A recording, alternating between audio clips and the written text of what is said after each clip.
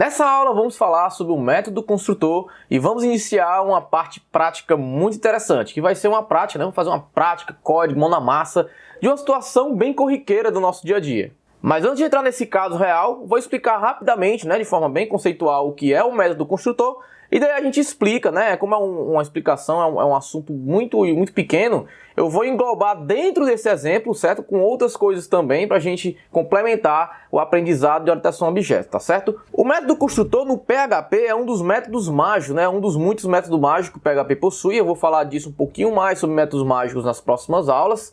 E ele é um método que é executado automaticamente. Eu costumo falar em sala de aula com os meus amigos que ele é automaticamente chamado quando eu estou instanciando, né? Quando eu faço o new, nome da minha classe, né? E aí esse método construtor ele é executado automaticamente. E o PHP se encarrega, né, de fazer essa chamada do construtor. Pode parecer um pouquinho confuso agora, porque é uma coisa meio mágica essa chamada desse método construtor, mas você vai ver na prática que é muito fácil de entender, é muito simples. Então, apenas agora, coloque na sua cabecinha, armazene, memorize que o método construtor ele é automaticamente ou automagicamente chamado quando a gente cria uma instância, quando o nosso objeto é instanciado, certo? Memoriza isso, que na próxima aula, na aula prática, você vai entender na prática como funciona. Agora vamos para o caso real, né? Uma prática do dia a dia, que é a gente trabalhar com conta bancária, né? O clássico exemplo da conta bancária.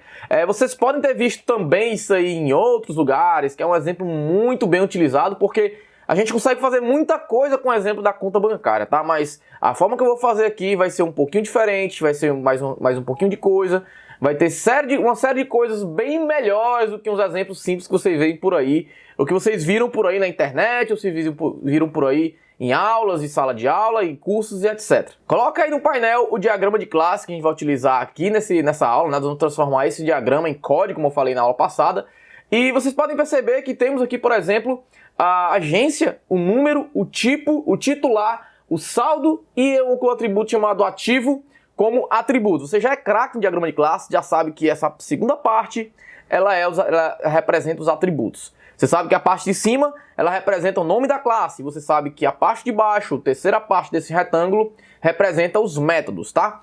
Como você também já sabe, você já é craque, sabe que esse menos é privado, então todos esses atributos são privados, porque nós vamos colocar os getters and setters, né? Perceba que eu tenho um método precedido de dois underlines, né? Underline, underline construct, que recebe dois parâmetros. A agência, que é um inteiro, e um número, que também é um inteiro. Então, esse construtor nós vamos ver na aula mais prática, eu não vou explicar tanto com ele agora, que fica mais complicado você entender. Ele vai ter um método underline, underline construct, que vai receber esses dois parâmetros, tá?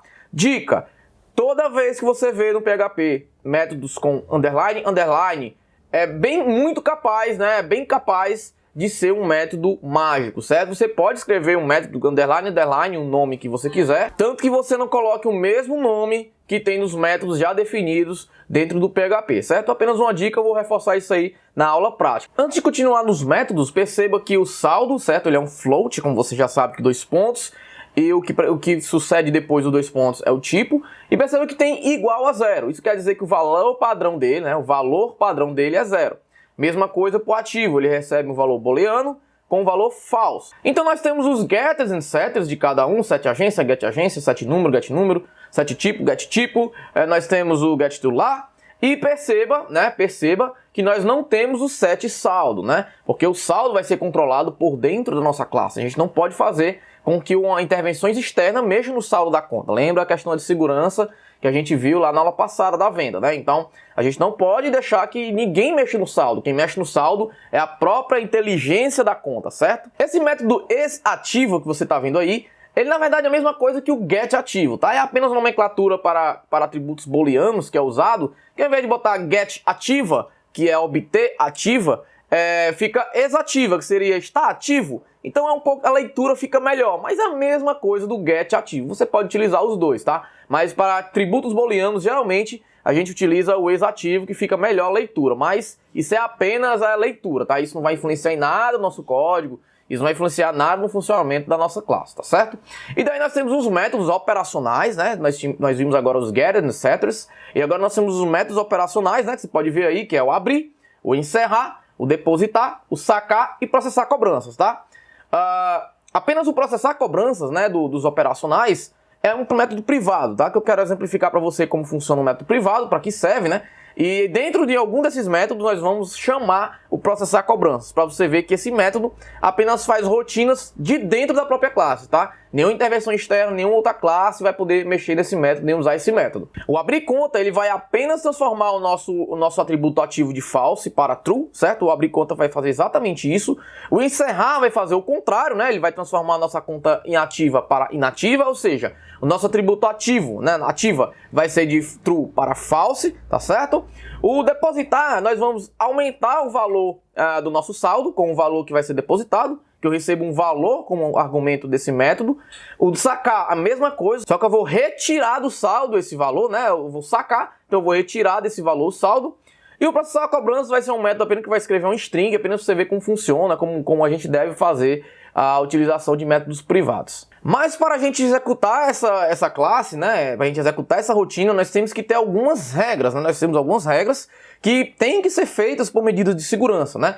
Por exemplo, regra número 1. Ao encerrar a conta, nós temos que verificar se tem saldo positivo ou negativo, ou seja, a conta tem que estar zerada, a conta tem que estar com o saldo zerado para eu poder encerrar. Se eu for encerrar a conta, eu não posso ter nada lá, tem que estar zeradinha para eu poder encerrar e tá tudo quitadinho, certo? Regra número 2, para eu poder fazer um depósito, eu preciso que minha conta esteja ativa, certo? Então, quando eu for depositar, eu tenho que verificar se a minha conta está com status ativo, né? Se o ativo está true. Essa é a regra número 2. Regra número 3 é quando eu for efetuar o saque, tá? Quando eu for efetuar o saque, eu tenho que verificar também se a minha conta está ativa, né? Se o ativa está true. E eu tenho que verificar se o valor que eu estou querendo sacar é menor ou igual ao saldo. Ou seja, se eu tiver com saldo 50, eu não posso sacar R$100, né? Isso aí, não posso fazer isso. Então, é a regra número 3 da nossa rotina aqui da conta. Regra número 4, tá? Nós temos um atributo chamado tipo, né? Que nós vimos já no comecinho da aula.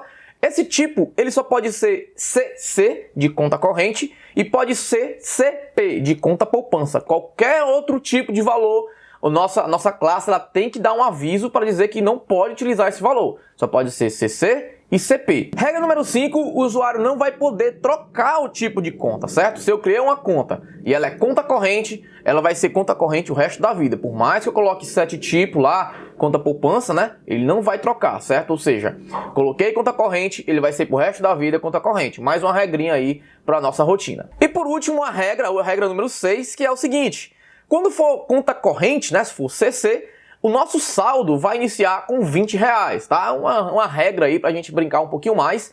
E quando for conta poupança, o nosso saldo vai iniciar com R$70. Vamos supor que a gente tem mais incentivos aí para poupança e a gente, quando tiver conta poupança, vai iniciar o saldo com R$70. E esse é o nosso caso, né? Expliquei bem direitinho como vai ser o nosso caso, esse caso real de uma conta, uma coisa bem da vida real. Tenho certeza que vocês já entendem como funciona a parte de conta, de banco, de abertura.